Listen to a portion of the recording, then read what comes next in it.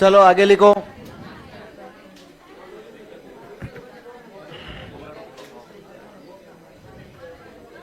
आगे लिखो।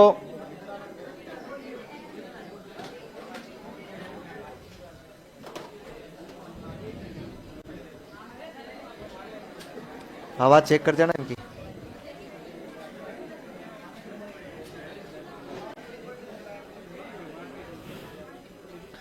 हो गया क्या? लिखो।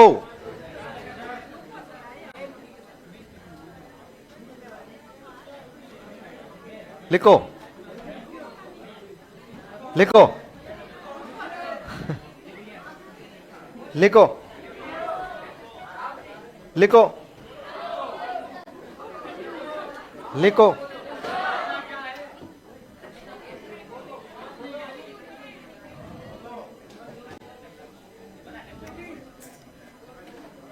अगले सिद्धांत का नाम लिखो।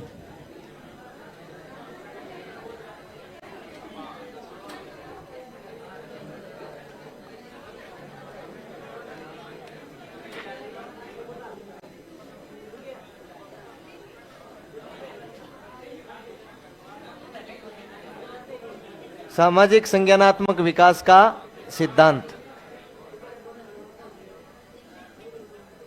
लेव Vygotsky.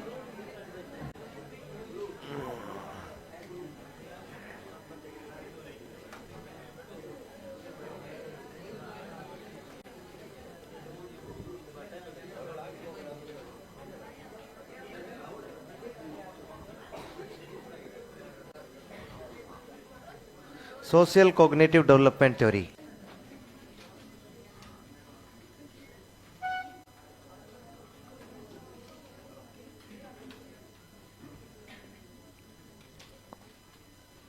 Social cognitive development theory.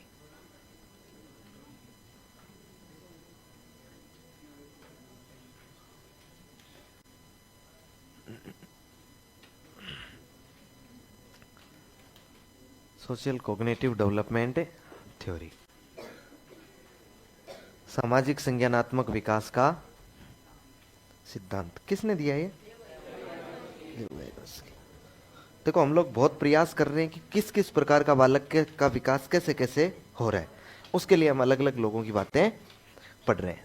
आपको पता हो तो हमने सबसे पहले तो मनोविश्लेषणात्मक सिद्धांत पढ़ा था। उस मनोविश्लेषणात्मक बाद में मनोलैंगिक सिद्धांत पढ़ा था। मनोलैंगिक सिद्धांत पढ़ा। उस मनोलैंगिक सिद्धांत बाद में हमने पढ़ा था मनोसामाजिक।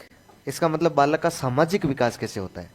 बात यह थी कि मानसिक मतलब है मानसिक में भी कौन सा, सामाजिक डेवलपमेंट कैसे होता है भाई, सोशल डेवलपमेंट कैसे होगा। और सामाजिक मनोसामाजिक के बाद में हमने पढ़ा सामाजिक संवेगात्मक। इसका मतलब बालक का संवेगात्मक विकास कैसे होता है।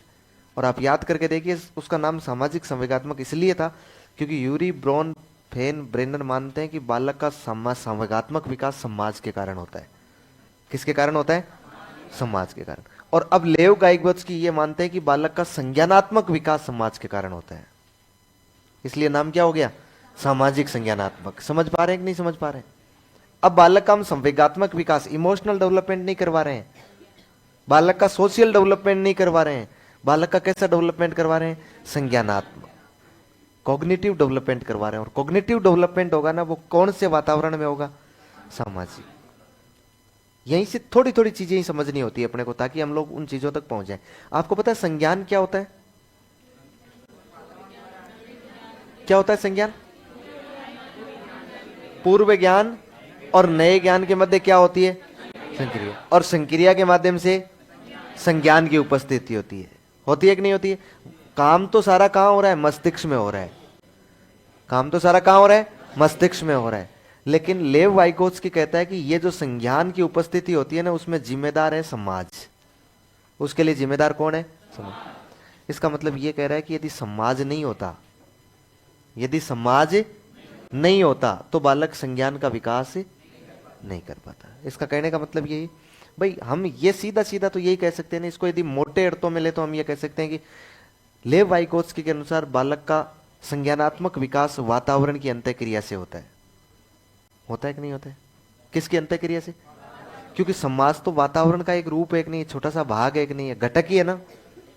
अरे चीजों को यदि ढंग से समझे हमें, तो मुझे एक बात बताओ, इसको समझना बहुत जरूरी है।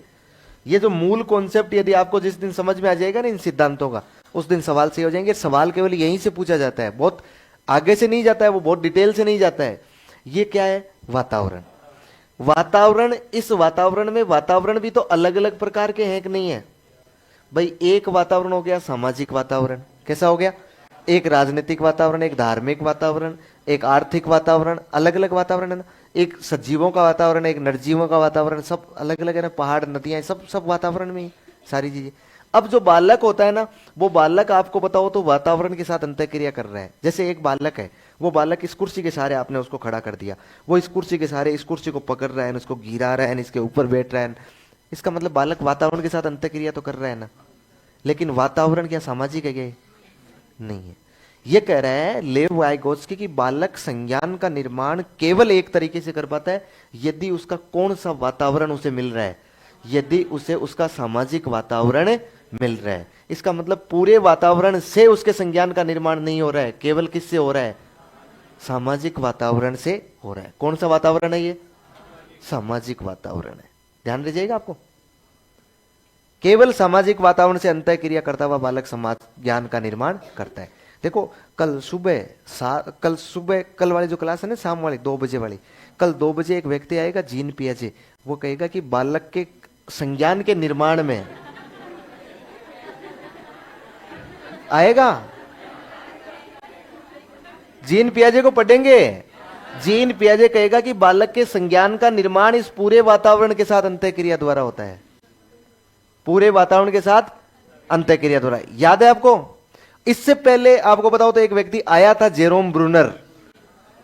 उसने कहा था कि बालक ज्ञान का निर्माण इस वातावरण के साथ अंतःक्रिया तो करते हुए करता है, लेकिन उसका जिम्मेदार खुद होता है, स्वयं करता है। बालक ज्ञान का निर्माण कौन करता है? स्वयं करता है। इसका मतलब है कि जेरोम ब्रूनर भी बालक के संज्ञान का विकास कर रहा है। देखो 3 लोग हो गए अपने पास में।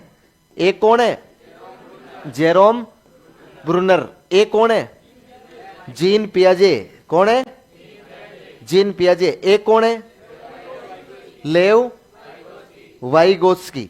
अच्छा, ये जो तीनों लोग हैं ना महत्वपूर्ण, ये संज्ञान निर्माण वाले, बालक के मस्तिष्क में ज्ञान का निर्माण यही करवाते हैं। और इसमें ये जो आपका जीन पियाजे है ना, ये तो कहता है कि बालक ज्ञान का निर्माण किसके कारण कर पा रहे हैं? वातावरण। और वातावरण में कोई एक वातावरण नहीं है, सभी वातावरण, सजीव निर्जीव जो भी है, वातावरण के साथ अंतःक्रिया करता हुआ ज्ञान का निर्माण करता है। लेकिन ये जेरोम ब्रूनर कहता है कि वो बात ठीक है भाई तेरी, मान गए हम लोग, किसके कारण अंतःक्रिया कर रहा है? वातावरण के कारण। लेकिन उसमें योगदान वातावरण का नहीं है, उसमें योगदान बालक के स्वयं का है। बालक अपने स्वयं के विवेक के आधार पर, याद है ना आपको, स्वयं के विवेक के आधार पर ज्ञान का निर्माण करता है, न कि वातावरण के आधार पर। हाँ, बिना वातावरण के तो होगा नहीं ज्ञान का निर्माण, लेकिन वो अंतःक्रिया करने के बाद स्वयं के विवेक के आधार पर करता है। और ये जो लेव वाइगोत्स्की आया है ना, ये कह रहा है कि भाई ये बात तो ठीक है, वातावरण के साथ अंतःक्रिया करता है, लेकिन पूरे वातावरण के साथ अंतःक्रिया से उसे ज्ञान की प्राप्ति नहीं होती है। उसे ज्ञान की निर्माण तो कहां से होता है? केवल कौन से वातावरण? सामाजिक वातावरण के साथ अंतःक्रिया करने से ज्ञान की प्राप्ति होती। अब मुझे बताओ, सामाजिक का मतलब समाज एक नहीं है। अरे सामाजिक का मतलब कोई दूसरा व्यक्ति एक नहीं है। सामाजिक का मतलब कोई दूसरा व्यक्ति एक नहीं है। ध्यान रखना, इनमें अंतर ही तो यही है ना। कौन सा मनोवैज्ञानिक ये मानता है कि बालक में ज्ञान का निर्माण किन्हीं अन्य लोगों की सहायता से होता है? लेव वाइगोत्स्की। समझ पा रहे हैं ना? बिना अन्य लोगों की सहायता के नहीं होता है ना।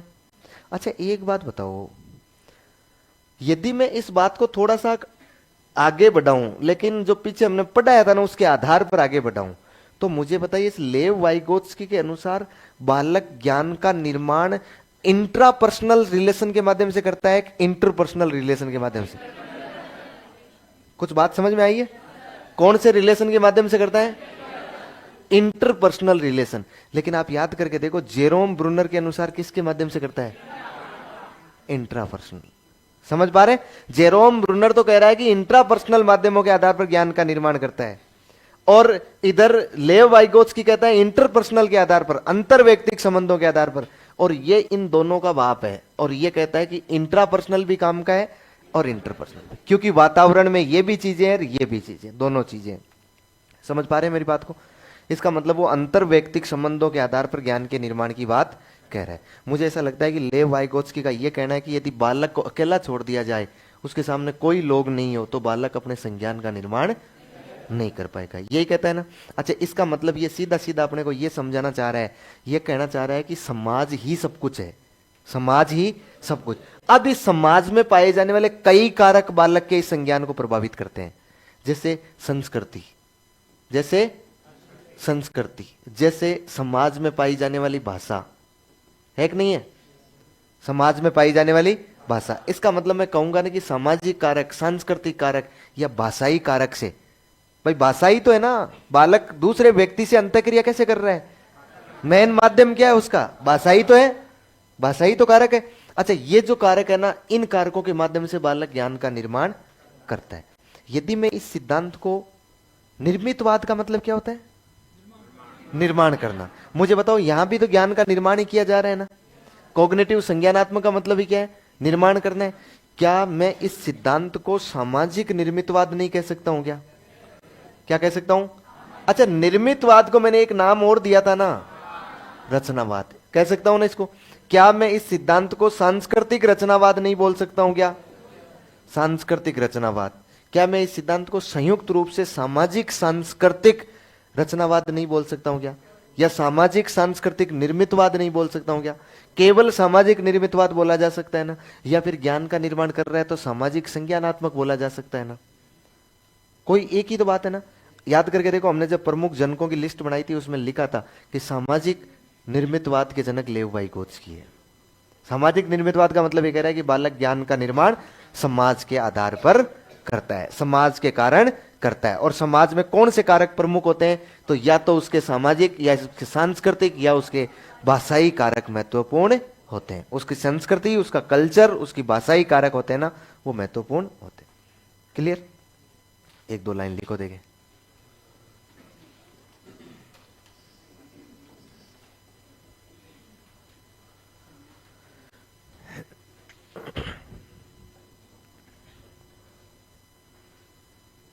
एक दो लाइन लिखनी है ना, ज्यादा नहीं लिखनी है, एक दो ही लिखनी है। लिख लो, एक दो लाइन लिखो।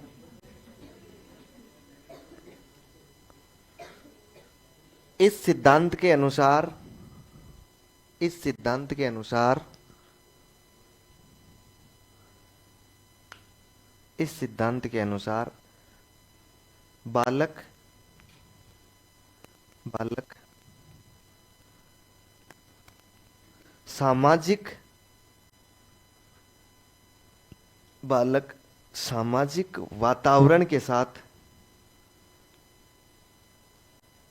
अंतः क्रिया करता हुआ,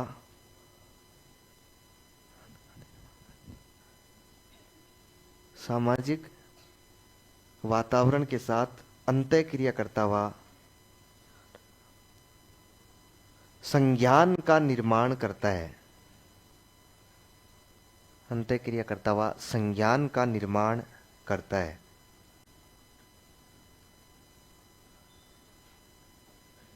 करता हुआ संज्ञान का निर्माण करता है।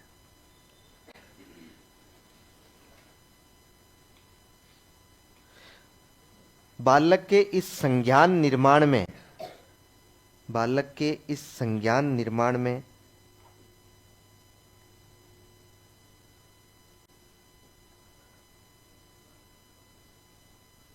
बालक के इस संज्ञान निर्माण में सामाजिक, संज्ञान निर्माण में सामाजिक, सांस्कृतिक, सामाजिक, सांस्कृतिक एवं भाषाई कारक,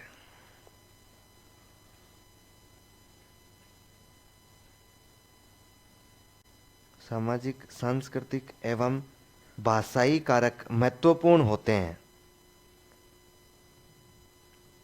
महत्वपूर्ण होते हैं।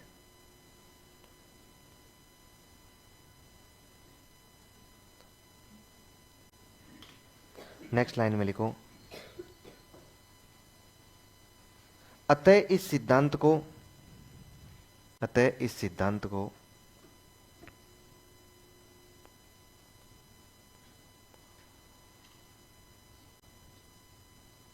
अतः इस सिद्धांत को सामाजिक रचनावाद अतः इस सिद्धांत को सामाजिक रचनावाद कोष्टक में निर्मितवाद लिखोगे ना, ताकि पूरी चीजें याद आ जाए। सामाजिक रचनावाद एवं सांस्कृतिक रचनावाद के नाम से भी जानते हैं, एवं सांस्कृतिक रचनावाद के नाम से भी जानते हैं।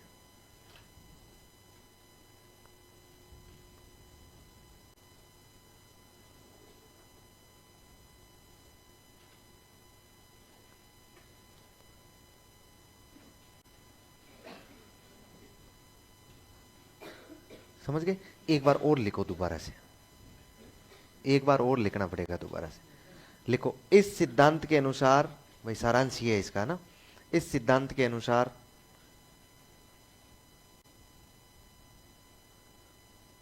बालक सामाजिक सांस्कृतिक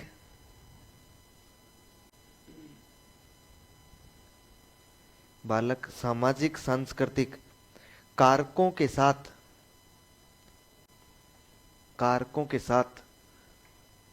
अंतःक्रिया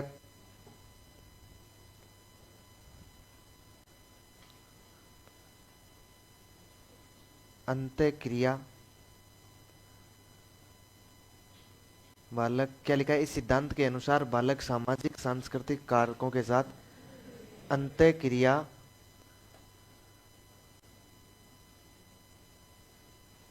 अंतःक्रिया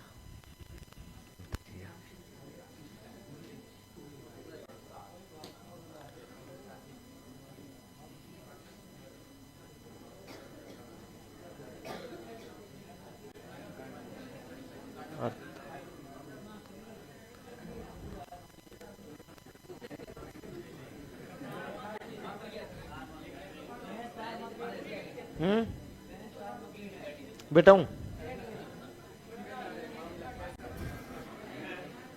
इस सिद्धांत के अनुसार, अरे मैंने सोचा एक लाइन और खराब नहीं होगी आपकी, एक ही लाइन में सेट कर दूंगा, लेकिन आपका डोल नहीं है। लिखो, हाँ।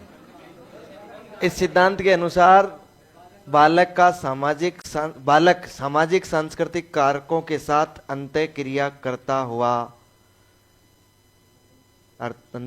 करता हुआ ज्ञान का निर्माण करता है। ज्ञान का निर्माण करता है अर्थात अब धक्का लगाना ढंग से, अर्थात ऐसे धक्का नहीं लगेगा करने से धक्का लगेगा क्या? अरे भैं को तार पर बिठाना है, ऐसे खंगारा करने से तो वो भाग जाएगी। हाँ, अर्थात बालक में संज्ञान का निर्माण अंतरवैयक्तिक संबंधों, अर्थात बालक में संज्ञान का निर्माण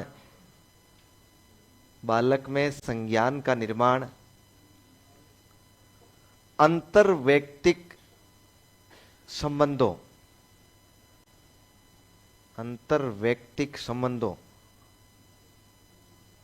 क्या लिखेंगे इंग्लिश में?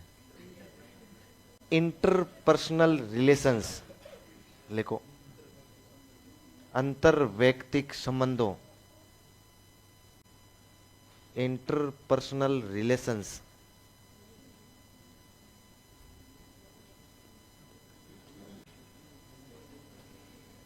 कोष्टक बंद कर दो। हो गया? जोर है ना तार पर बिठाने में मुझे कहते हैं, कईयों ने तो कोष्टक शुरू ही नहीं किया, तो बंद क्या करेंगे क्या ना? इंटरपर्सनल रिलेशन यानी अंतर वैयक्तिक कारकों पर निर्भर करता है, संबंधों पर निर्भर करता है, संबंधों पर निर्भर करता है।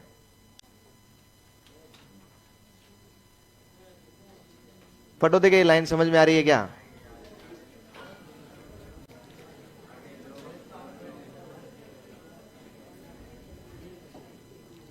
समझ गया ना? ध्यान रखना, सीधा सीधा अपनी भाषा में, जीन लेव वाइगोत्स्की के अनुसार कभी भी बालक बिना दूसरे व्यक्ति के सहारे के ज्ञान की प्राप्ति नहीं कर सकता है। ठीक है ना? अंतः क्रिया करने के लिए उसको कोई ना कोई दूसरा व्यक्ति तो चाहिएगा ही। जीन पियाजे तो कहता है बालक अकेला ही ठीक है, वही खूब है, वो ज्ञान का प्राप्त अपने आप ही कर लेगा, बात दूसरे व्यक्ति की जरूरत नहीं है, केवल उसे तो वातावरण मिलना चाहिए। लेकिन ये कह रहा है केवल वातावरण से कुछ नहीं होगा, समाज चाहिए इसको। ठीक है? अभी तो आप जीन पियाजे के अनुसार चल रहे हैं, थोड़े दिनों में लेव वाइगोत्स्की के अनुसार आ जाएंगे।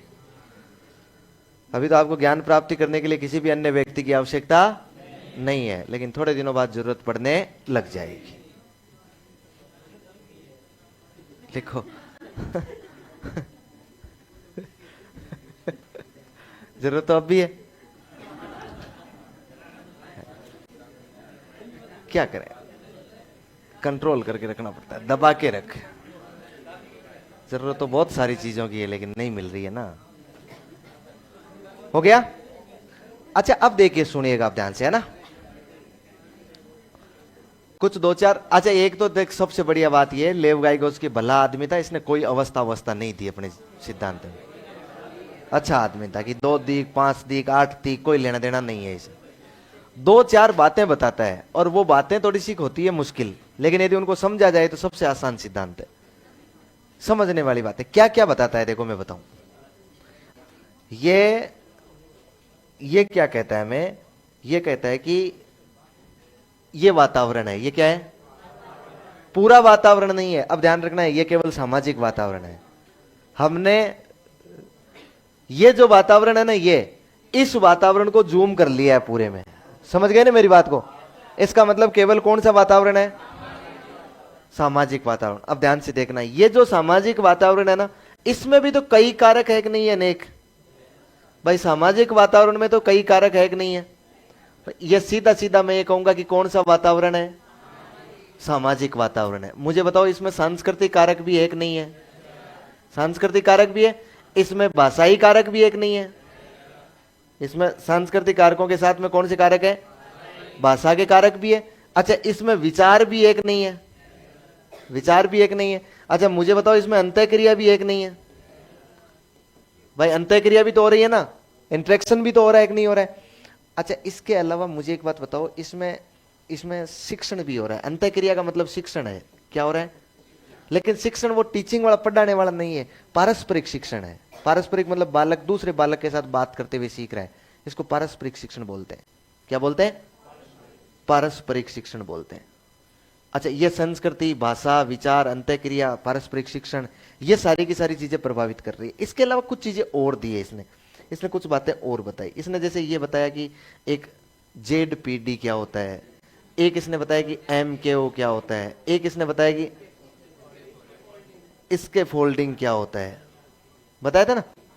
अच्छा, इसके अलावा इसने बताया कि एक वास्तविक विकास क्या होता है, वास्तविक विकास का स्तर क्या होता है। एक इसने बताया था संभावित विकास का स्तर क्या होता है, संभावित विकास या वास्तविक विकास का लेवल क्या होता है। ये इतनी सी बातें की थी इसने। अपने को इन बातों पर चर्चा करनी है। ये पूरी वातावरण, उसके कौन से वातावरण में? सामाजिक वातावरण में। कौन से वातावरण में? सामाजिक वातावरण में। इन चीजों पे चर्चा करना शुरू करें हम लोग। चलिए इन चीजों पे हम लोग चर्चा करना शुरू करें। तो मैं आपको बताऊं, देखो ये कह रहा है कि मान लो ये बालक है। कौन है? ये बालक, ठीक है, ये बालक है। अब ये सामाजिक वातावरण के साथ क्या कर रहा है? अंतःक्रिया कर रहा है। नहीं कर रहा है, एक बार के लिए नहीं कर रहा है ये बालक। मान लो एक बार के लिए नहीं कर रहा है। इसको किसी की भी जरूरत नहीं है, इसको किसी की भी जरूरत नहीं, अपने आप ही पढ़ रहा है, अपने आप ही पढ़ रहा है। कोई भी कार्य कर रहा है वो अपने आप ही कर रहा है। यदि मान लो ये बालक अपने आप ही कार्य कर रहा है, तो हमने ये देखा कि इस बालक ने इतना कार्य अपने आप कर लिया, हमने उसका एक लेवल बनाया कि इस बालक ने बिना किसी की सहायता से इतना कार्य कर लिया, बना लिया हमने एक लेवल। बिना किसी की सहायता से इसने इतना कार्य कर लिया, इसलिए इस विकास को, बताओ विकास ये एक नहीं है इसका, इसके द्वारा किया गया, इस विकास को हम लोग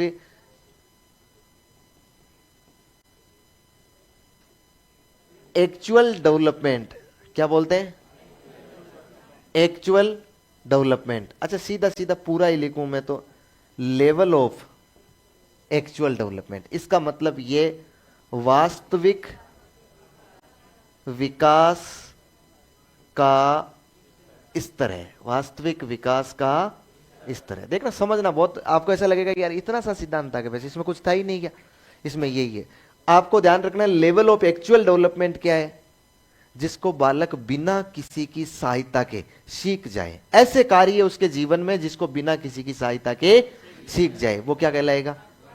वास्तविक विकास का स्तर कहलाएगा। जैसे मान लो बालक खाना खाने बैठा है और वो खाना उसमें से वो ढंग से तोड़ नहीं रहा है, लेकिन फिर भी कोशिश कर रहा है, उस रोटी को पूरी को उठा के एक साथ ही खा रहा है, इधर से वो घी लग गया, इधर से राबड़ी लग गई, लेकिन कुछ तो काम किया है ना उसने, कुछ तो सीखा है कि नहीं सीखा है? आप मुझे एक बात बताइए, वो बालक का वास्तविक विकास इस तरह एक नहीं है। एक बालक गणित का सवाल मिलाने बैठ रहा है, किसी की भी सहायता नहीं, अकेला ही मिलाने बैठ रहा है, तो उसने सरल ब्याज के सवाल मिला लिए, उसमें से 10 सवाल बचे हैं, उसके 100 सवाल में से 90 सवाल मिला लिए। इसका मतलब है कि वो 90 सवाल उसका वास्तविक विकास इस तरह एक नहीं है, जिसको उसने बिना किसी की सहायता से कर लिया कि नहीं कर लिया। ठीक है, लेकिन कुछ कार्य ऐसे होते हैं उसके जीवन में जिन कार्यों में उसको थोड़ी सी दूसरे के सहारे की जरूरत रहती है। कुछ कार्य उसके जीवन में ऐसे होते हैं जिनको थोड़ी सी किसकी जरूरत रहती है? सहारे की। यदि थोड़ा सा सहारा लगा दिया आपने तो वो बालक थोड़ा सा अपने विकास स्तर को बढ़ा लेगा कि नहीं बढ़ा लेगा? अच्छा मुझे एक बात बताइए, इसके बाहर ये जो है ना, मैं ये कह सकता हूं ये जो है ना, ये है संभावित विकास स्तर। क्या है? संभावित विकास स्तर। अच्छा संभावित विकास स्तर क्या होता है? इसे अंग्रेजी में हम लोग बोलते हैं, क्या बोलते हैं? लेवल ऑफ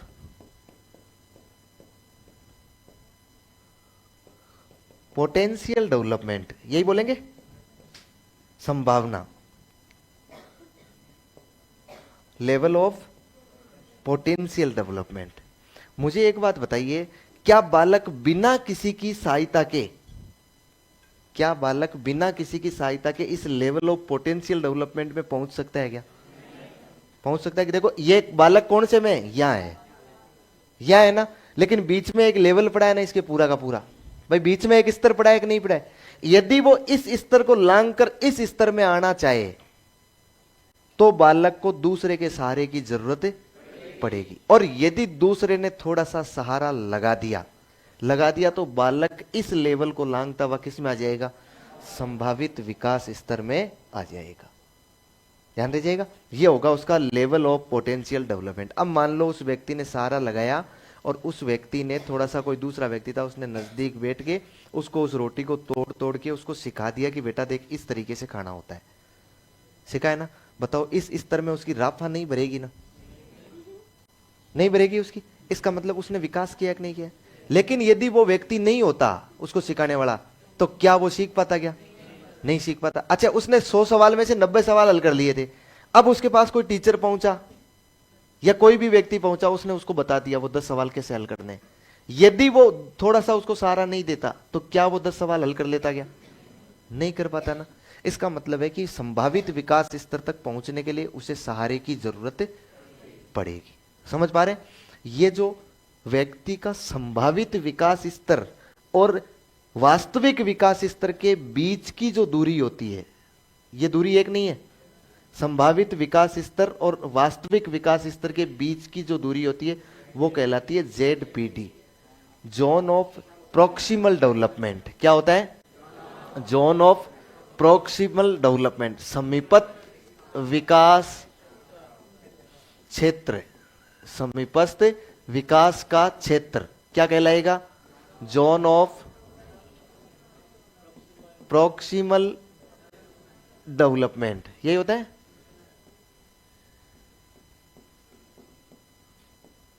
अब देखो सवाल यही पूछा जाता है कि समीपस्थ विकास का क्षेत्र क्या है? समीपस्थ विकास के क्षेत्र को एक तो हम बोल सकते हैं कि संभावित विकास स्तर और वास्तविक विकास स्तर के बीच की दूरी क्या कहलाती है? जोन ऑफ प्रॉक्सिमल डेवलपमेंट कहलाती है, या समीपस्थ विकास का क्षेत्र कहलाता है। अरे समझ में आ रहा है क्या, या ध्यान ही नहीं दे रहे हो? जैसे नींद आ रही है, बोले तू करता रहे बकवास, हम देख रहे हैं कितनी देर करे।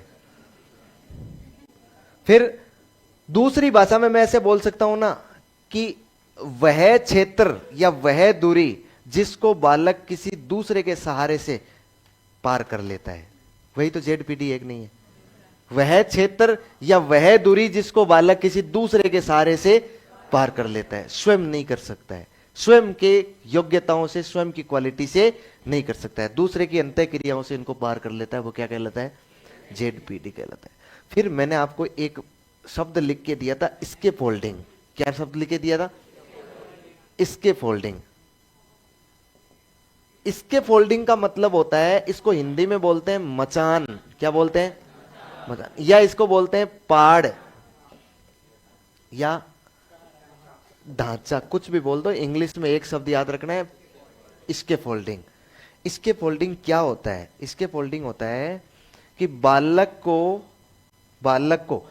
वास्तविक विकास स्तर से संभावित विकास स्तर तक पहुंचाने के लिए, बालक को वास्तविक विकास स्तर से संभावित विकास स्तर तक पहुंचाने के लिए, इसको दूसरी भाषा में कह सकता हूं, बालक को ZPD पार करवाने के लिए, एक ही बात है ना, बालक को ZPD पार करवाने के लिए आप जिस तकनीक का सहारा लेते हो, जिस विधि का सहारा लेते हो, जिस टेक्निक का, जिस अप्रोच का सहारा लेते हो, वो अप्रोच, वो तकनीक, वो विधि क्या कहलाती है? इसके फोल्डिंग कहलाती है।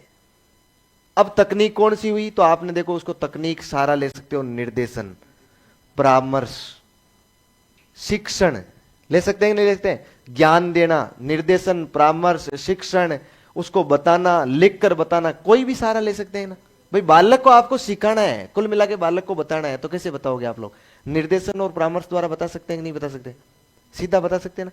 तो वो क्या कहलाएगा? इसके फोल्डिंग कहलाएगा। बात समझ रहे हो? एक होता है, अब की बार मुझे लगता है पीछे वालों की समझ में आई ये बात। हाँ, काफी टाइम से मुझे ऐसा अनुभव हुआ कि यार पीछे वालों को बात समझ में आई है। हाँ।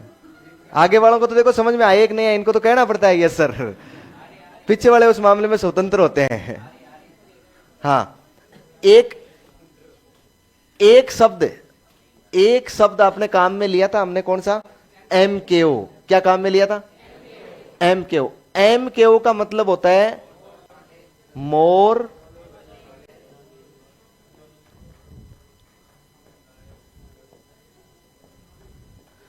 Knowledgeable other, more knowledgeable other. अरे ज्यादा उलझना नहीं है, इसका मतलब होता है अन्य से अधिक ज्ञानी, अन्य से अधिक ज्ञानी, MKO। अच्छा मुझे एक बात बताइए, MKO होता है कौन? बालक को वास्तविक विकास स्तर से संभावित विकास स्तर तक पहुंचाने के लिए जो तकनीक काम में ली जाती है उसको तो बोल रहे थे इसके फोल्डिंग, और उसको पहुंचाने के लिए जो व्यक्ति होता है ना, उस व्यक्ति को क्या बोलते हैं? MKO। मुझे एक बात बताओ, तभी तो वो सहारा दे पाएगा ना जब उस बालक से ज्यादा ज्ञानी होगा।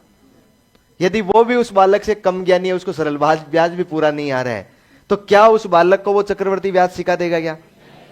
इसका मतलब इस समाज में कोई भी वह व्यक्ति जो उस बालक से ज्यादा जानता है, केवल उस मामले में, बाकी जाने कि नहीं जाने उससे मतलब नहीं है, केवल उस मामले में जिस मामले में बालक सीखना चाह रहा है उससे यदि थोड़ा सा ही अधिक जान रहा है ना, तो वो उसके लिए क्या बन जाएगा?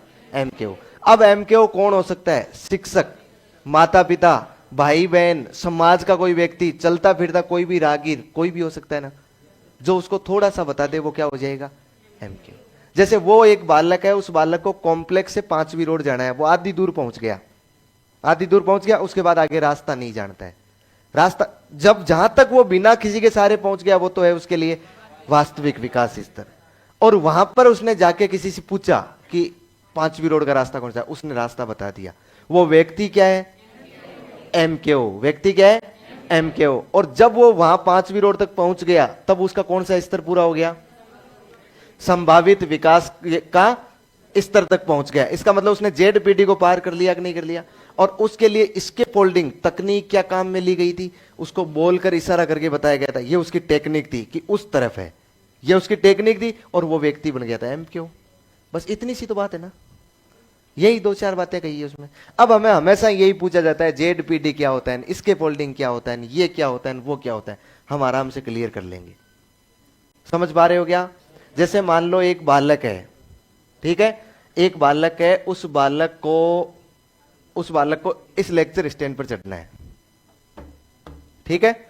वो बालक इधर से आता है और आके कोशिश करता है, इसको यहां से लटक लटक के यहां आधी दूर चढ़ पाता है। वो आधी दूर, वो क्या होता है?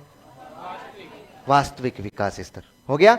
अब मुझे बताइए, यहां तक वास्तविक विकास स्तर है तो यहां उसका क्या है? ये ZPD है। ये समीपस्थ विकास का क्षेत्र हो गया कि नहीं हो गया?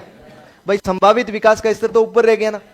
अब वो ZPD है। अब मुझे एक बात बताइए, वो आपको कहेगा कि भैया दीदी, कहेगा थोड़ा सा सहारा दो ना, थोड़ा सा सहारा दो ना। आप कहते हैं बोल बेटा क्या करना है? बोले आप थोड़ा सा सहारा दो। तो बोले मुझे इस पर चढ़ना है। तो आप आएंगे, उस बालक को पकड़ेंगे, उठा के इस पर डाल देंगे। डाल दिया। अब मुझे एक बात बताओ, अब वो संभावित विकास स्तर तक पहुंच गया। अब इसमें इसके फोल्डिंग क्या है? इसके फोल्डिंग उठाकर रखना, ये इसके फोल्डिंग है कि नहीं है? MKO कौन है? MKO कौन है? अरे आप एक नहीं है जिन्होंने उसको उठाकर रखा है। अच्छा यदि मान लीजिए आप ऐसे नहीं करते, आपने कहा कि ले चल मैं एक काम करता हूं, तेरे ये लगाता हूं हाथ, अब तू इस पर पांव रख। वो बालक पांव रख रहा है, फिर दूसरा वाला यहां लगाते हैं, फिर तीसरे वाला यहां लगाते हैं। तो मुझे बताइए इसकी फोल्डिंग तो बदला कि नहीं बदला? तरीका बदला है कि नहीं बदला है? टेक्निक बदली है कि नहीं बदली है? अब फिर दूसरा बात, मान लीजिए आप है ही नहीं, उस वो जो बालक इस पर चढ़ना चाह रहे हैं उसे एक छोटा बालक उसके साथ है, और उस बालक को उसने कहा कि यार तू इधर यहाँ बैठ, यहाँ बैठ। वो उसके कंधे पर पांव रखता है और कहां चढ़ जाता है? इसके ऊपर चढ़ता है। मुझे बताओ उसके लिए इसके फोल्डिंग का तरीका भी बदला, MKO भी बदला है कि नहीं बदला है? MKO भी बदला। इसका मतलब मैं ये नहीं कहूंगा कि छोटा बालक बड़े बालक के लिए MKO नहीं हो सकता है, हो सकता है, जो उसे किसी भी तरीके से सहारा दे सके। समझ पा रहे हैं? यदि आपको पेड़ पर चढ़ना है ना, पेड़ पर, तो आप लोग कोशिश कर रहे हैं, लटक रहे हैं, वो छोटा है ना, छोटा जानते हो, छोटा, उनमें छुल रहे हैं, मतलब स्थिति थोड़ी सी क्रिटिकल हो रही है, लेकिन ऊपर पेड़ पर चढ़ नहीं पा रहे हैं, आप कोशिश कर रहे हैं, लेकिन जहां तक चढ़ रहे हैं ना वो आपका वास्तविक विकास स्तर है। ठीक है। उसके बाद आपने किसी व्यक्ति को कहा कि यार थोड़ा थोड़ा थोड़ा कोशिश कर यार, फिर वो आपके सहारा देता है, यूं आपको ऊपर फेंक देता है। बताओ इसके फोल्डिंग मिली कि नहीं मिली? अच्छा MKO हुआ कि नहीं हुआ? यदि आप उस जगह CD का प्रयोग करते हो तो CD इसके फोल्डिंग हो गई कि नहीं हो गई? CD ने किसका काम किया आपके लिए? इसके फोल्डिंग का काम किया। बात क्लियर है क्या? लिखो तो, बस क्लियर, इतनी सी बात थी इसमें तो कोई बड़ा बात ही नहीं थी इसमें, है नहीं? अरे वो तो मैंने उदाहरण के लिए समझाया है, मतलब बालक को पढ़ाना है, सिखाना है, ज्ञान का निर्माण करना है। CD ज्ञान का निर्माण नहीं करा सकती है, ये तो उदाहरण है एक। CD कभी ज्ञान का निर्माण नहीं कराएगी। अब आप उसमें MKO ढूंढने लग जाओगे, नहीं मिलेगा। MKO वो है जो CD को लेकर आया, CD को जिसने बनाया है वो है MKO। मिल गया ना? लिखो तो, अब लिखो हैं, थोड़ा क्या देखो, भैंस को तार पर बिठाने के लिए थोड़ा ज्यादा की नहीं है, जो व्यवस्था होती है ना वैसी व्यवस्था करनी पड़ती है। यही कह रहे हैं क्या? अरे ये मोटिवेशन तो वहीं से आ रहा है ना, इनको तो बदनाम किया जा रहा है। हाँ हाँ, एम के वाला काम किसका है? चलो लिखो, आप लिखो।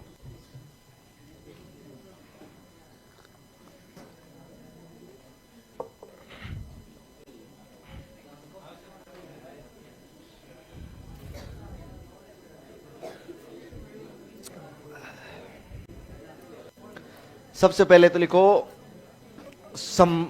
वास्तविक विकास स्तर। वास्तविक विकास स्तर, कुछ नहीं लिखना, हेडिंग लगाई हुई है सिद्धांत, सामाजिक संज्ञानात्मक विकास का सिद्धांत, हेडिंग लगाई हुई है ना। एक बिंदु लिखना है, वास्तविक विकास स्तर। हाँ, बाद में बना लेना, एक बार लिख लो, एक बार लिख लो, लास्ट में बना लेना। लिखो वास्तविक विकास स्तर।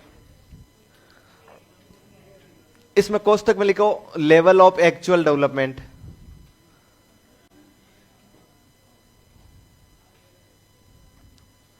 Level of actual development.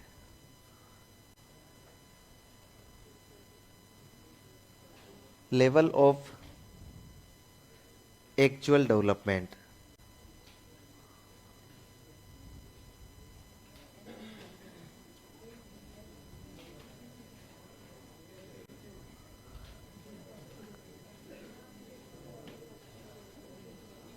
इसमें लिखो, क्या लिखोगे?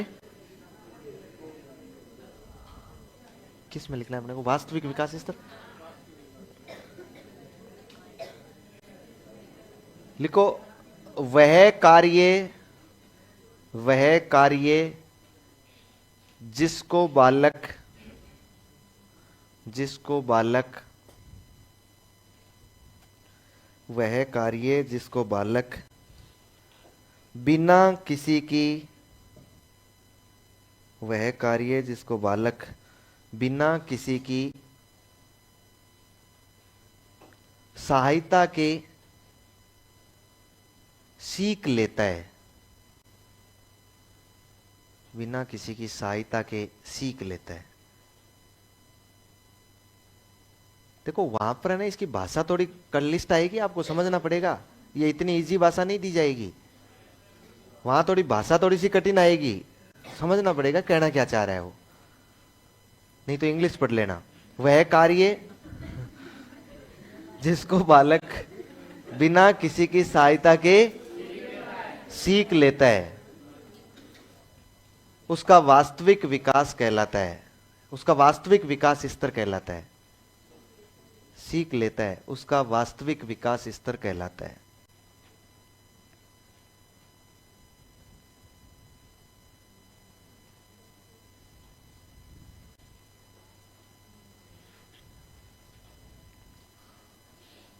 फिर लिखो संभावित विकास स्तर। संभावित विकास स्तर, संभावित विकास स्तर।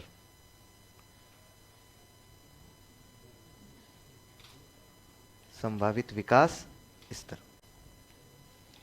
इसमें लिखो लेवल ऑफ पोटेंशियल डेवलपमेंट।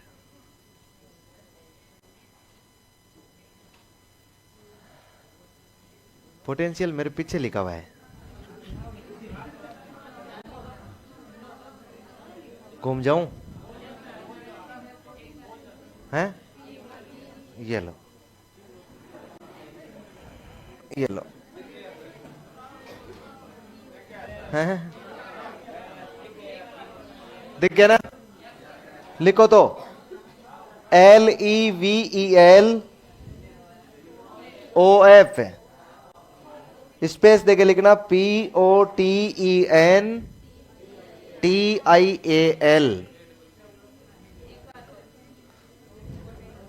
पड़ोसी से सीख लिख लो, लिख ले पोटेंशियल डेवलपमेंट है, और ऐसे हिंदी में लिख लो पोटेंशियल डेवलपमेंट। लिखो, लिखो, लिखो वे कार्य, वे कार्य, वे कार्य जिनको, वे कार्य जिनको वे कार्य जिनको बालक किसी अन्य की सहायता से सीखता है, जिनको बालक किसी अन्य की सहायता से सीखता है।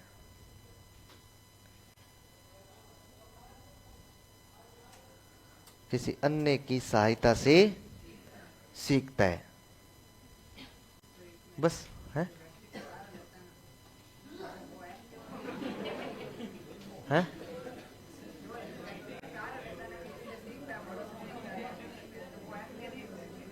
बाल व्यक्ति, वो तो एम के वही तो है, तो और क्या है फिर? मैं तो यही तो कहता हूं ना, अब की तक हमने यही तो समझा है ना, वो कोई भी व्यक्ति जो उसको सहारा देता है वो एम के वो है,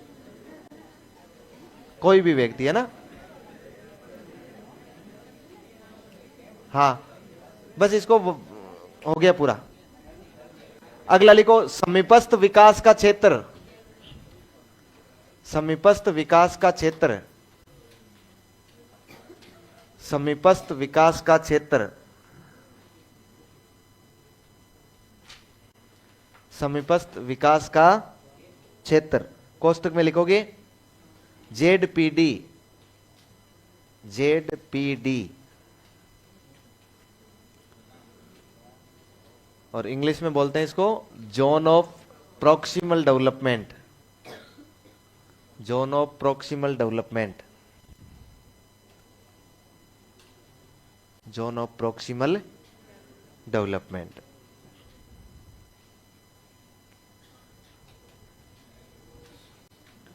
हो गया?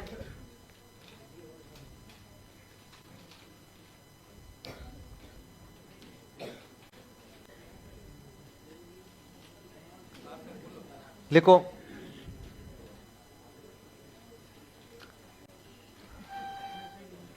वास्तविक विकास स्तर, वास्तविक विकास स्तर,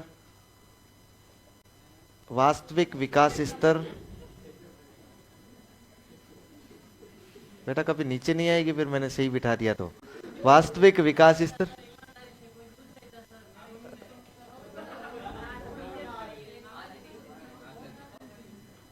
अरे कोई बात नहीं, तो कोई बात नहीं, मैं आजकल क्या है कि सांसें पहचानता हूं। हैं? अब यार वो क्या बोल गया, अरे तू 12वीं पास कर ली क्या? तेरे को कह रहा हूं भाई, तेरे से पीछे। हाँ हाँ, ये 12वीं पास कर ली है? कब डीएलएड कर रहा है? BEd, DElEd second year? अरे यार अभी छोटा सा बच्चा नहीं आ गया, तो बता यार, ये समझ में तो आ रहा है क्या? ये चीजें समझ में आ रही है क्या? ये स्कूल वाली याद आ रही है अभी? अरे क्या नाम है? अशोक? जल्दी पढ़ने लगे रे यार तुम। लिखो, हैं? मुझे लग रहा है प्री फाउंडेशन चल रहा है ना? लिखो लिखो लिखो, वास्तविक विकास स्तर एवं संभावित विकास स्तर के बीच की दूरी, वास्तविक विकास स्तर एवं, वास्तविक विकास स्तर एवं संभावित विकास स्तर के बीच की दूरी, बीच की दूरी, फुल स्टॉप लगा लो बस। बीच की दूरी क्या कहलाएगी? जेडपीडी। फिर इसके बाद लिखो अगला, इसके फोल्डिंग, इसको हिंदी में बोलते हैं मचान, पाड़ या ढांचा। मचान, मचान, ये मचान शब्द कहां से आया आपको पता है? राजस्थान में कुछ ऐसी जनजातियां भी है जिन्होंने जंगलों में, जो जंगलों में निवास करती है और आपको पता है मचान पर रहती है वो, मतलब उसके, अरे मतलब ये पेड़ों पर झोंपड़ियां बनाना, ये मचान है। कई बार हम कोशिश करते हैं ना, खेत में जाते हैं तो भाई कोई सांप वहां पर नहीं खा जाए, ऊपर खेत में बना लेते हैं खूंटे लगाकर, ऊपर उसके चारपाई टांग लेते हैं, हैं? क्या? हाँ, उसमें डी मिसिंग है। SCAFFOLDING, इसके फोल्डिंग पूरा है। इसके फोल्डिंग एल के बाद डी और है, डमरू वाला है।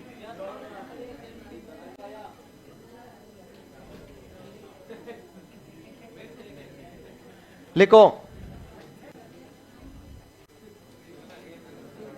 इसके फोल्डिंग में लिखो, लिखो एक बालक को, एक बालक को, एक बालक को वास्तविक विकास स्तर से, एक बालक को वास्तविक विकास स्तर से संभावित विकास स्तर तक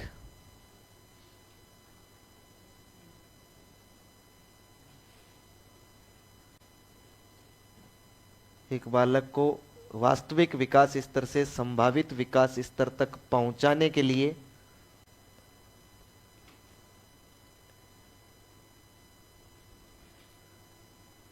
अर्थात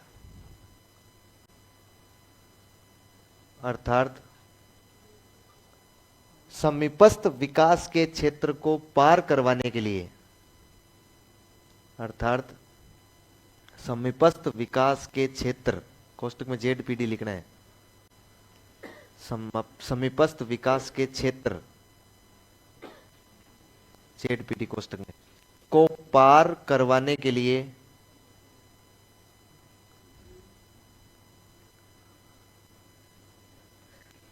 किसी अन्य व्यक्ति द्वारा, किसी अन्य व्यक्ति द्वारा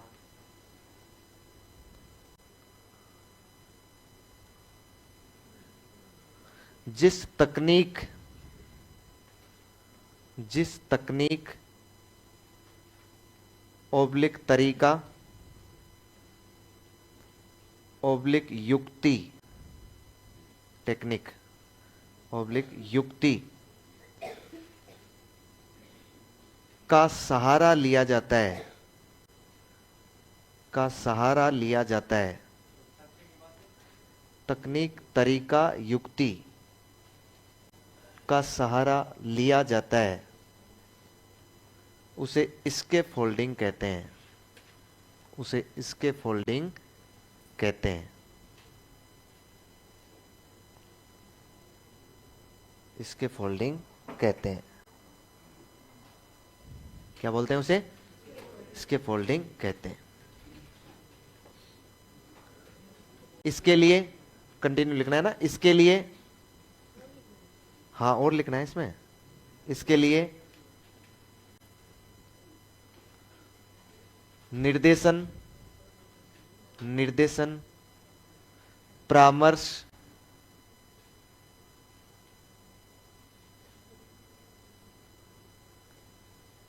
पारस्परिक शिक्षण, परामर्श, पारस्परिक शिक्षण,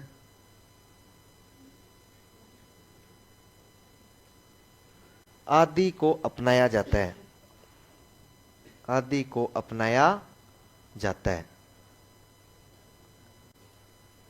आदि को अपनाया जाता है।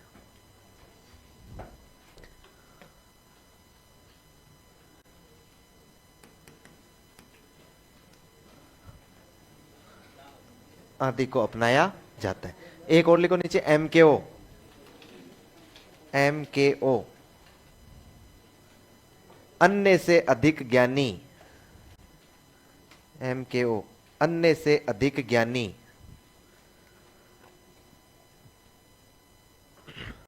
अन्य से अधिक ज्ञानी,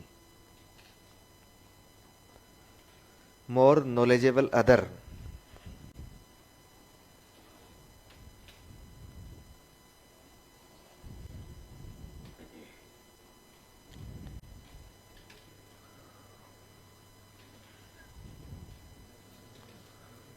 अन्य से अधिक ज्ञानी।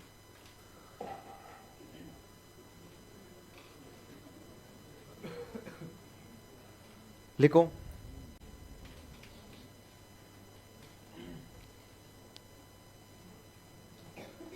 वह व्यक्ति वह व्यक्ति जो बालक को जो बालक को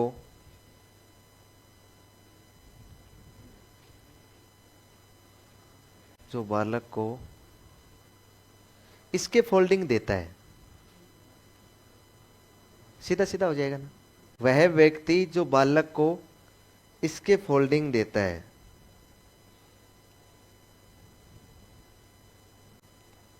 अर्थात लिखना पड़ेगा पूरा, अर्थात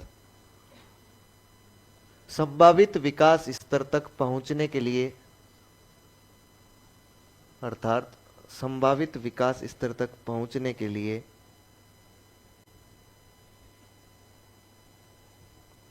विकास तक पहुंचने के लिए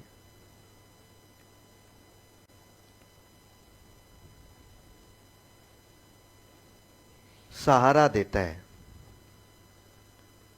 सहारा देता है। ठीक है।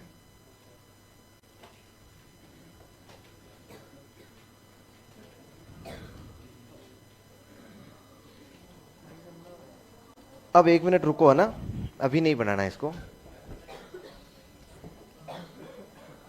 एक थोड़ी सी और बात बताऊं मैं आपको। आपको पता है कि इसने कौन कौन से कारक माने हैं?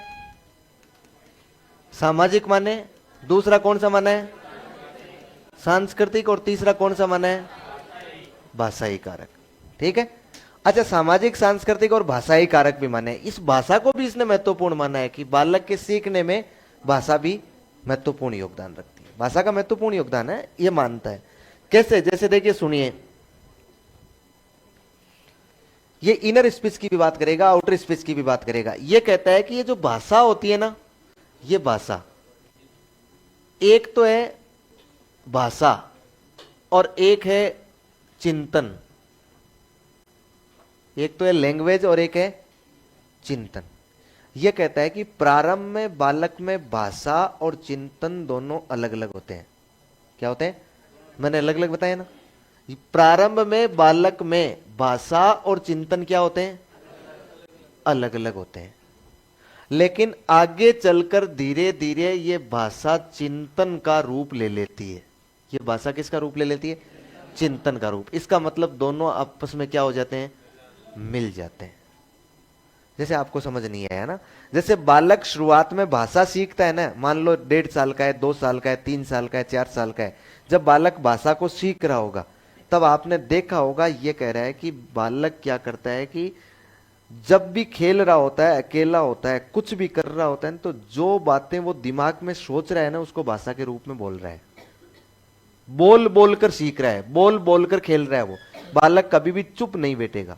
यदि अकेला बालक कहीं खेल रहा है ना, आपके दिमाग में यह है कि यार मैं इस बेड पर सो जाऊं, थोड़ी रेस्ट कर लूं और बच्चे को मैं यह बिठा दूं, खिलौने दे दूं, और बच्चा चुपचाप खेलता रहेगा, कतई नहीं खेलेगा बच्चा चुपचाप। वो बच्चा बोलता रहेगा, कुछ ना कुछ बोले वो, मतलब बोल। ये मान लीजिए यदि आपने उस बच्चे को धीरे से गौर किया हो तो वो बच्चा जो भी क्रियाएं कर रहा है ना, कार्य कर रहा है, उन कार्यों को कंट्रोल भी उसकी वो भाषा ही कर रही है। अब मैं एक काम करता हूं, इसको इधर ले लेता हूं, अब मैं इसको यहीं रोक देता हूं, इस गाड़ी को तो मैं यहीं रोकता हूं, अब लाता हूं मैं दूसरी गाड़ी, और दूसरी गाड़ी लाके, दूसरी गाड़ी इस रास्ते से आ रही है, ये आ गई, ये यहाँ आ गई, थोड़ी सी यहाँ आई है, इसको भी मैं इसके बराबर में पार्किंग में लगा देता हूँ। ये मैंने पार्किंग में लगा दी। लो भाई साहब, लो भाई साहब, एक काम करो ना, एक ये पार्किंग वाली रसीद काटो आप ये पार्किंग वाली रसीद काट ली। अब ये मैंने पार्किंग की रसीद जेब में रख ली। अब मैं चलता हूँ सिनेमा हॉल, सिनेमा हॉल जाता हूँ मैं, फिर देखता हूँ पुष्पा 2। बालक बोल रहे हैं। कभी भी आप देखना, बालक शांति से नहीं बैठेगा, बालक बोलेगा। यह कह रहा है कि यह बोलना जो है ना, यह बालक को क्रियाओं को नियंत्रित करता है। बालक की क्रियाओं को नियंत्रित वही कर रहा है, उसके कारण ही वो बालक क्रिया कर रहा है। लेकिन ये धीरे धीरे जब वो बालक 2 साल, 3 साल, 4 साल, 5 साल, 6 साल तक जाएगा ना, जाते जाते उस बालक में ये जो भाषा थी ना, इस भाषा ने बोल तो रहा है, लेकिन ये भाषा आपको सुनाई नहीं देगी, केवल उसके मस्तिष्क में चलेगी। कहां चलेगी? मस्तिष्क में। इसका मतलब उस भाषा ने ही किसका रूप ले लिया है? चिंतन का। भाषा ने ही किसका रूप लिया है? चिंतन का। ध्यान से देखना, भाषा ही क्या बन रही है? चिंतन। लेकिन फिर इसको कहा कि यार वाइगोत्स्की, इसका मतलब तो है कि यार चिंतन, जब पहले तो बालक में चिंतन होता ही नहीं है, चिंतन बिना बोलता कैसे? तो बोले होता है, मैं ये नहीं कहता हूं नहीं होता है, होता है। पहले बालक चिंतन करता है तो चिंतन अलग होता है और भाषा अलग होती है, और कंट्रोल उसको भाषा करती है। लेकिन जब धीरे धीरे उसमें मिल जाता है तो चिंतन और भाषा दोनों क्या हो जाते हैं? एक ही हो जाते हैं। और इसे बोलते हैं इनर स्पीच। क्या बोलते हैं? इंटरनल स्पीच, आंतरिक संभाषण। क्या होता है? आंतरिक संभाषण। भाई ये है कि आंतरिक संभाषण है, ये मस्तिष्क का संभाषण है जिसको बाहर लाके दिखाया गया है आपको। तो इंटर स्पीच जो है ना, जो आंतरिक संभाषण है, ये बालक की क्रियाओं को बहुत ज्यादा प्रभावित करती है। इसका मतलब सीधा सीधा मैं इस औकात पे आऊं ना कि बालक के संज्ञान के निर्माण में आंतरिक संभाषण का महत्वपूर्ण योगदान होता है। सीधी सीधी बात तो यह है ना, बालक के ज्ञान निर्माण करने में आंतरिक संभाषण भी महत्वपूर्ण भूमिका निभाता है। यही तो बात है। अच्छा, आगे चलकर वो दोनों क्या हो जाते हैं? मिल जाते हैं। भाषा और चिंतन क्या हो जाएंगे? एक हो जाएंगे। अच्छा, फिर ये लिखता है, ये लिखता है कि जो बालक खेलते समय जितना ज्यादा बोलता है, उस बालक का व्यक्तित्व उतना ज्यादा डेवलप होता है, और वो बालक उतना ज्यादा आगे चलकर वाक पटुता में तेज होता है। वो बालक उतना चलकर एक अच्छा मुख्य वक्ता बनता है। जिसने बचपन में जितना ज्यादा बोला होगा ना, वो बालक उतना ज्यादा अच्छा क्या होता है? वक्ता होता है। और जो बालक चुपचाप खेलता है ना, इसका मतलब है भविष्य में उसके बोलने की संभावनाएं कम है। भविष्य में वो दफा टाइप का रह सकता है। किस टाइप का रह सकता है? क्योंकि उसके चिंतन का विकास ढंग से नहीं होगा। चिंतन का विकास किससे हो रहा है? भाषा से। ये कौन कह रहा है? लेव वाइगोत्स्की कह रहे हैं। लिखो, लिखो भाषाई कारक। भाषाई कारक,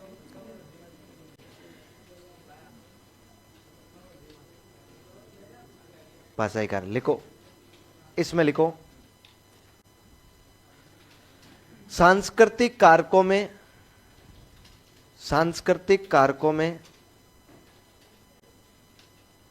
कारकों रहने देना, कारकों को काटना वापस। सांस्कृतिक वातावरण में, सांस्कृतिक वातावरण में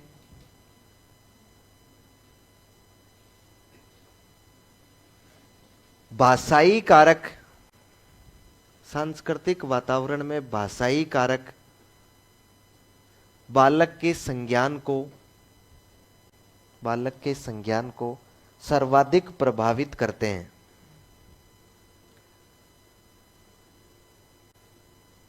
सर्वाधिक प्रभावित करते हैं।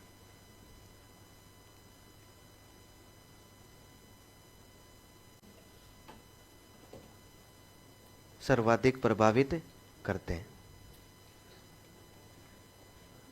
लिखो, वाइगोत्स्की के अनुसार, भाषाई कारकों में अगली लाइन लिखनी है। वाइगोत्स्की के अनुसार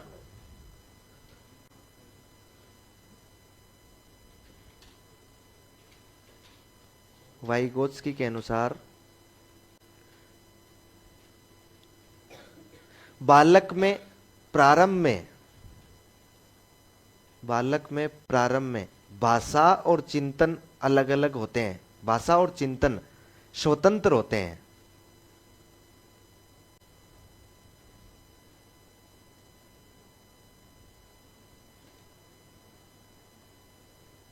भाषा और चिंतन स्वतंत्र होते हैं तथा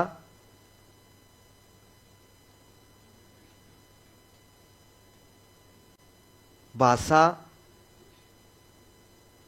बालक की क्रियाओं को नियंत्रित करती है, तथा भाषा बालक की क्रियाओं को नियंत्रित करती है।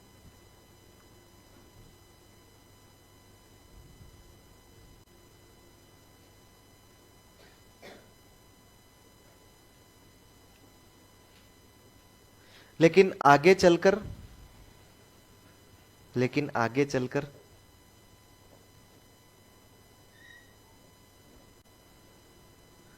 ये दोनों एक हो जाते हैं।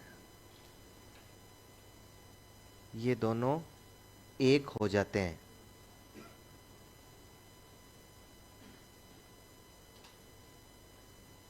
ये दोनों एक हो जाते हैं, अर्थात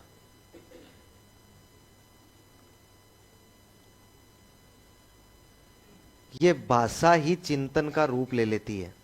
अर्थात ये भाषा ही चिंतन का रूप ले लेती है।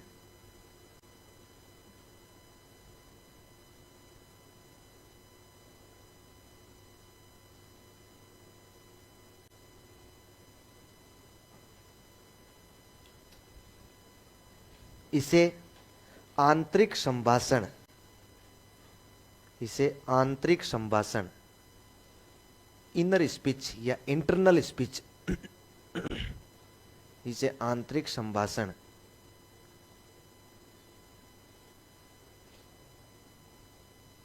की संज्ञा दी जाती है, की संज्ञा दी जाती है, इनर स्पीच की संज्ञा दी जाती है। किसकी संज्ञा दी जाती है? इनर स्पीच की संज्ञा दी जाती है।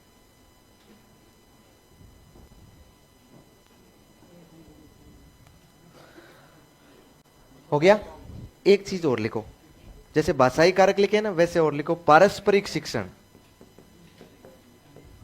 पारस्परिक शिक्षण।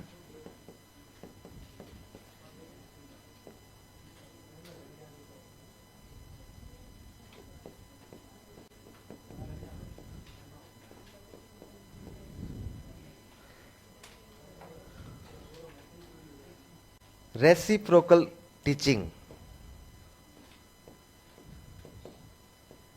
रेसिप्रोकल टीचिंग, पारस्परिक शिक्षण।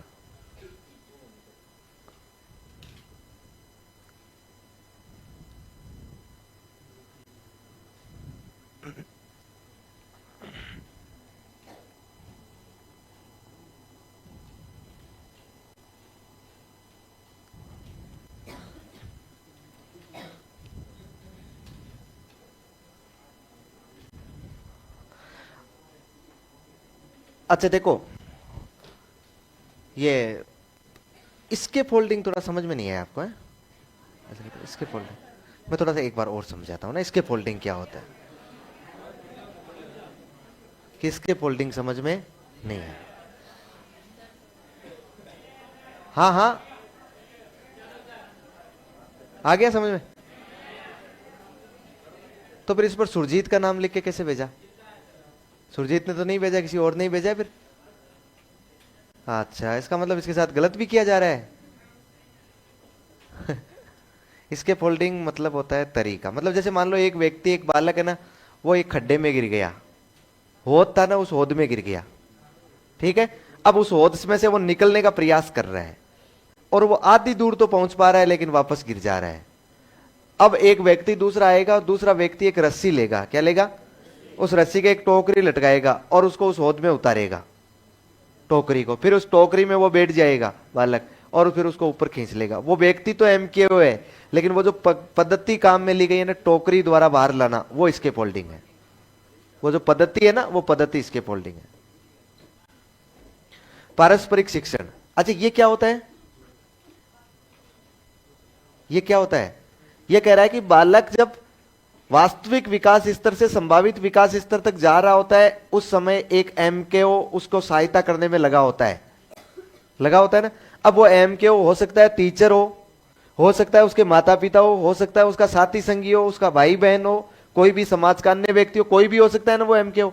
जब उसको वो एमकेओ उसको सहारा देने में लगा होता है ना, उस समय उस बालक और उस एमकेओ के मध्य जो परामर्श और निर्देशन दिया जाता है ना, लिया जाता है, उस समय जो संवाद स्थापित होता है ना, उस संवाद को बोलते हैं पारस्परिक शिक्षण। क्या बोलते हैं? इसका मतलब बालक उस पारस्परिक शिक्षण द्वारा ही तो संभावित विकास स्तर तक पहुंचता है ना, उसको पारस्परिक शिक्षण बोलते हैं। और ये कह रहा है, ये और निश्चित सी बात है कि यदि आपको समाज के साथ अंतःक्रिया करनी है, मतलब किसी अन्य व्यक्ति के साथ अंतःक्रिया करनी है, तो आपको पारस्परिक शिक्षण की जरूरत पड़ेगी। ये अपना औपचारिक शिक्षण नहीं है, फॉर्मल टीचिंग नहीं कि क्लास में ले जाकर बिठाकर टीचिंग करवा दी है। ये भी एक प्रकार की क्या है? टीचिंग है। और इस टीचिंग को नाम दिया जाता है पारस्परिक शिक्षण। भाई यदि वातावरण की अन्य वस्तुओं से वो अंतःक्रिया करता हुआ सीखता तो उसे शिक्षण अनिवार्य नहीं था, क्योंकि वो फिर कुर्सी को हिलाकर सीख रहा है, इस टेबल को देखकर सीख रहा है, किसी कोई वस्तु पड़ी है उस वस्तु को पकड़कर सीख रहा है, तो इसका मतलब उसमें तो शिक्षण की जरूरत नहीं है। लेकिन यदि समाज से सीख रहा है तो निश्चित रूप से किसकी जरूरत है? उसे दूसरे व्यक्ति से संवाद की जरूरत है, और उस संवाद को ही क्या बोला जाता है? पारस्परिक शिक्षण बोला जाता है। ध्यान रह जाएगा। लिखो,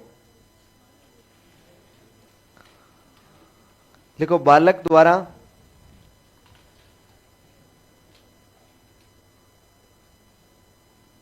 एमकेओ के साथ, बालक द्वारा एमकेओ कोष्टक में लिखना, जैसे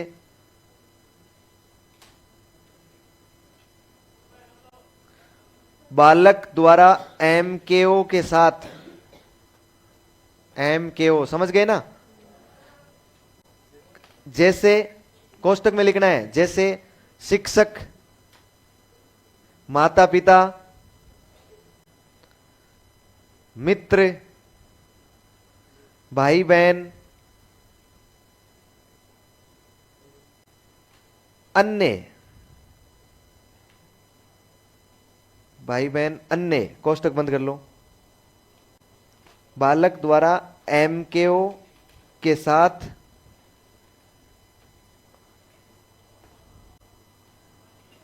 बालक द्वारा एमकेओ के साथ संबंध स्थापित करना, के साथ सॉरी संवाद स्थापित करना। क्या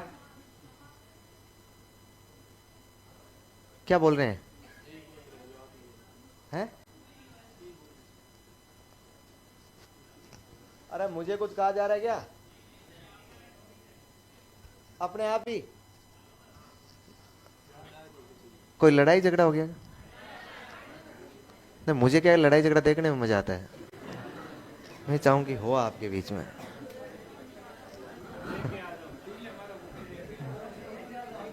हैं?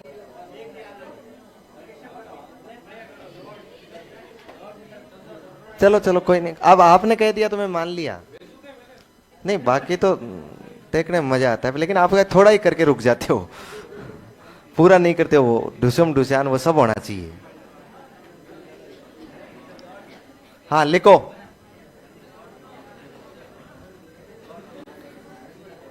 संवाद स्थापित करना पारस्परिक शिक्षण कहलाता है। संवाद स्थापित करना पारस्परिक शिक्षण कहलाता है। संवाद स्थापित करना पारस्परिक शिक्षण कहलाता है। संवाद स्थापित करना क्या कहलाता है भाई? पारस्परिक शिक्षण कहलाता है। हो गया क्या? हो गया वाइगोत्स्की। वो बनाना है, वो बना लो। थोड़ा आप थोड़ा डोल इसका सही बना लेना ना। हाँ है? अरे वो तो कुछ नहीं है, इसमें कुछ नहीं, ये कुछ नहीं बनाना है। ये तो इन सब चीजों की चर्चा कर ली हमने। बताओ, जेडबीडी जानते हो ना, एमकेओ जानते हो, स्कैफोल्डिंग, वास्तविक विकास स्तर, संभावित विकास स्तर, सामाजिक सांस्कृतिक भाषाई कारक, विचार, वो विचार तो वही हो गया आइडिया जो उसको आ रहे हैं भाषा में, फिर पारस्परिक शिक्षण या अंतःक्रिया, सारी चीजें क्लियर कर ली हमने।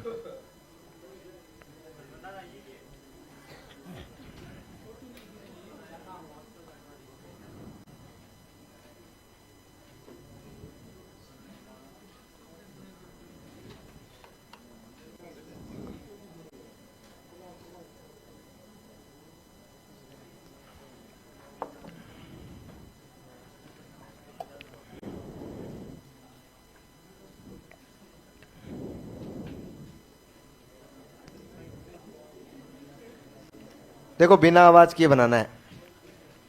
अब आप बालक नहीं रहे हो, 7 साल तक ये कहता है इनर स्पीच आ जाती है। 7 साल तक जो भाषा बाहर निकलती है ना, वो बालक फिर मस्तिष्क में सोचने लग जाता है। और आप 7 के 17 लेके और 27 के नजदीक जाने वाले हैं।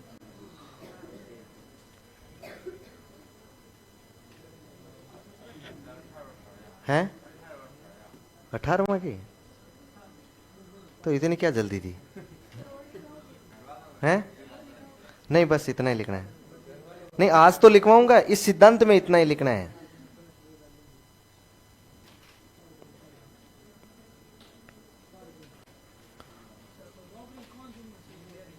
हैं? तैयारी कौन से युग में से? ये तैयारी कौन सी देख, ये तो मैं ऐसे मजाक करता हूँ कि यार तुम जल्दी आगे एक ऐसे तैयारी उस युग में सही है जब आंतरिक अभिप्रेरणा हो, कोई सा भी हो बोले युग, जब जबरदस्ती थोपा नहीं गया हो ना आप पर, जब आप स्वतः मन से पढ़ना है, यानी कि मुझे पढ़ना है, वो युग चाहे कोई सा भी हो बोले। और उम्र कोई मायने नहीं रखती है उसमें। 30 वर्ष की आयु बालक की पीक आयु होती है, व्यक्ति की पीक 30 वर्ष की आयु में उसके कॉन्सेप्ट समझने की सबसे पीक आयु होती है। उससे थोड़ा सा पहले भी थोड़ा कम समझ में आता है और उसके बाद में भी थोड़ा कम समझ में आता है। 30 ईयर पीक होती है कि उसको कॉन्सेप्ट सबसे अच्छा समझ में आता है? 18 में कम आता है, 30 जितना नहीं समझ पाता है वो वाला, क्योंकि उसके पास उतने अनुभव नहीं होते हैं। सीखने के लिए अनुभव जरूरी है। लेकिन तुम लोग बहुत आगे निकल जाओगे रे, ये जो 12वीं कर करके आए हैं ना, बहुत आगे निकल जाएंगे।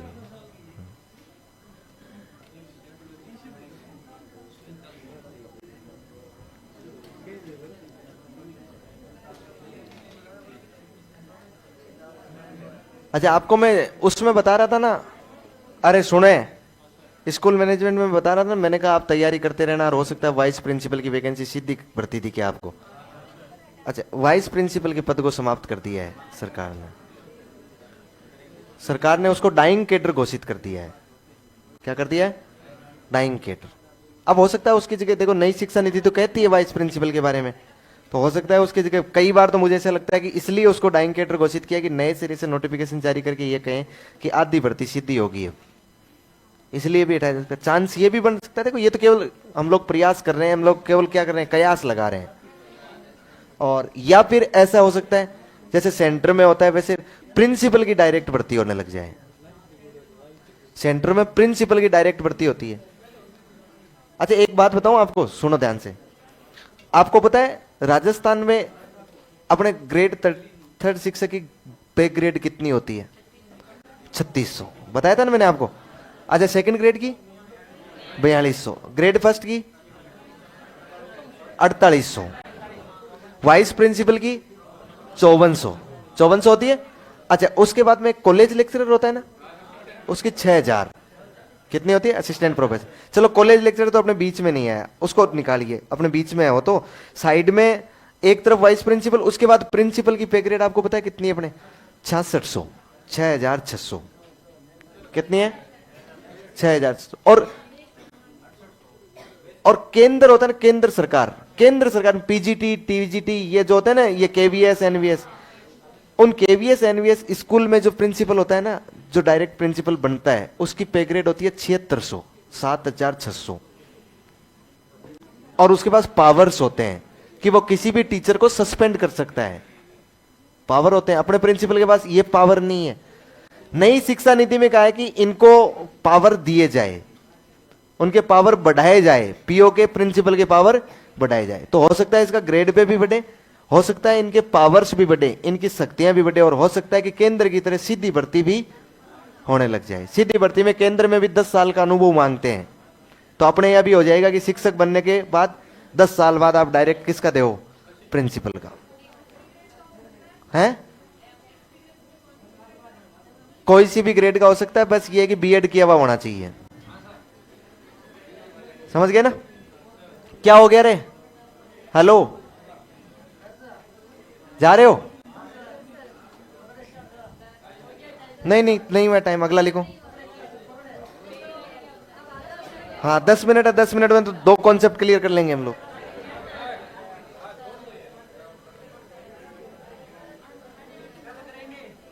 नहीं आज ही करेंगे। लिखो, संज्ञानात्मक विकास का अरे आवाज मत करो, आपके लिए 10 मिनट का मोल नहीं होगा, मेरे लिए बहुत है। लिखो, संज्ञानात्मक विकास का सिद्धांत। ओड़ में आता है मुझे, ओड़ में समझते हो ना? किसने दिया ये? जीन पियाजे ने।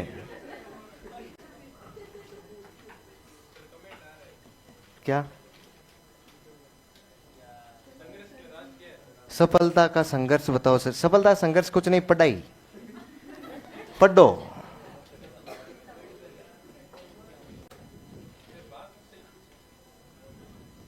अरे तो कई बार बता चुका हूं यार, राज कुछ नहीं होता है, पढ़ाई होती है बस।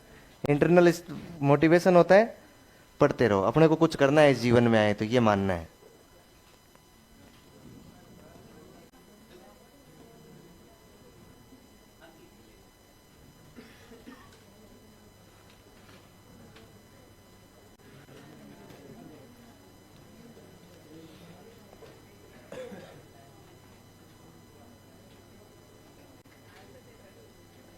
क्या लिखा है? मनोलैंगिक विकास सिद्धांत के अनुसार निम्न अवस्था में से किसके निर्धारण यानी फिक्सेशन से निर्भरता में सुधार होता है?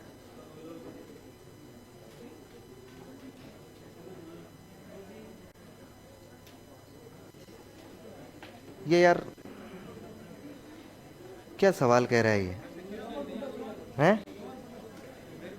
सवाल ये कि मनोलैंगिक, अरे सुन ले रे, मनोलैंगिक विकास सिद्धांत के अनुसार निम्न अवस्था में से किसके निर्धारण यानी फिक्सेशन से निर्भरता में सुधार होता है? एनल, ओरल, लेटेंसी और पहले क्या आंसर दिया है इसका? इसका आंसर क्या दिया है? हैं? Oral stage. ओरल कौन सी होती है?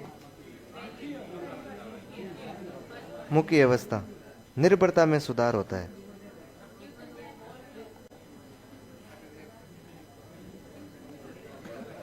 मनोलैंगिक विकास सिद्धांत के अनुसार निम्न में से किस अवस्था के निर्धारण, किसके निर्धारण यानी फिक्सेशन से निर्भरता में सुधार होता है? बालक निर्भर नहीं रहता है, उसमें सुधार होता है। यार हो सकता है इसका ओरल हो, लेकिन मैं समझ नहीं पा रहा हूं ना इस सवाल को। इसका कौन से में, किस में आया हुआ है? एमपी टेट का है? देखता हूं मैं जाके। इसका इंग्लिश वर्जन यहां तो मिलेगा नहीं आपके पास, तो मैं देखता हूं। है, लिखो संज्ञानात्मक विकास का सिद्धांत। इस सिद्धांत के अनुसार,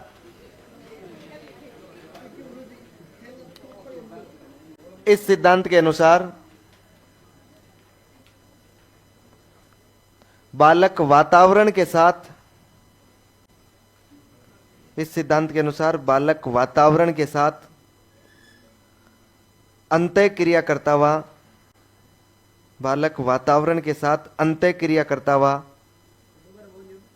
इस सिद्धांत के अनुसार बालक वातावरण के साथ अंतः क्रिया करता हुआ संज्ञान का निर्माण करता है।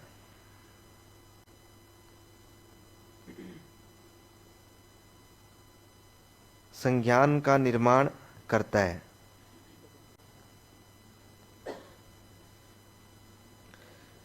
संज्ञान तो जानते हो, परिभाषा लिखवानी पड़ेगी क्या? नए ज्ञान और पूर्व ज्ञान के मध्य संक्रिया करते हुए संज्ञान, नए ज्ञान का निर्माण करना संज्ञान कहलाता है। नेक्स्ट लाइन में लिखो, संज्ञान की प्रक्रिया, संज्ञान की प्रक्रिया, संज्ञान की प्रक्रिया निम्न 3 चरणों से होकर गुजरती है।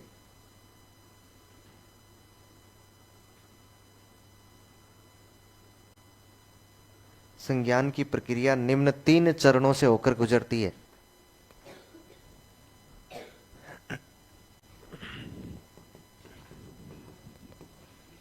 नंबर 1 लिखो, संवेदना।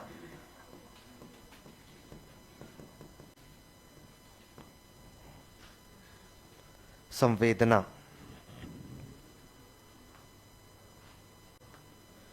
संवेदना, इसमें लिखो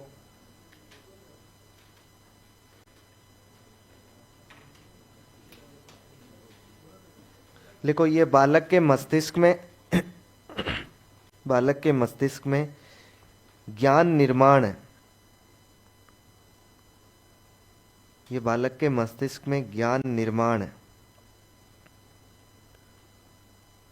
कोष्टक में लिखो संज्ञान, बालक के मस्तिष्क में ज्ञान निर्माण की प्रथम सीढ़ी है। ज्ञान निर्माण की प्रथम सीढ़ी है। सीढ़ी प्रथम सीढ़ी है। नेक्स्ट लाइन में लिखो, इसके तहत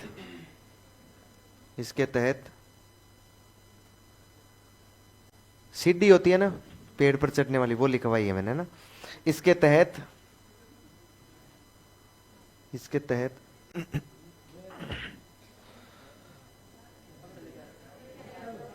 नहीं हुआ। इसके तहत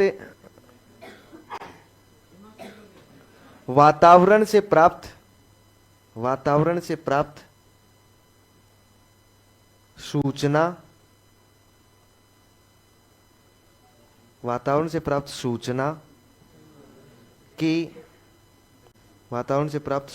की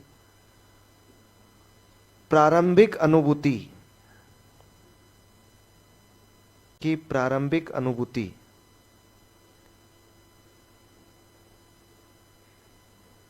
होती है। इसके तहत वातावरण से प्राप्त सूचना की प्रारंभिक अनुभूति होती है। जाओ।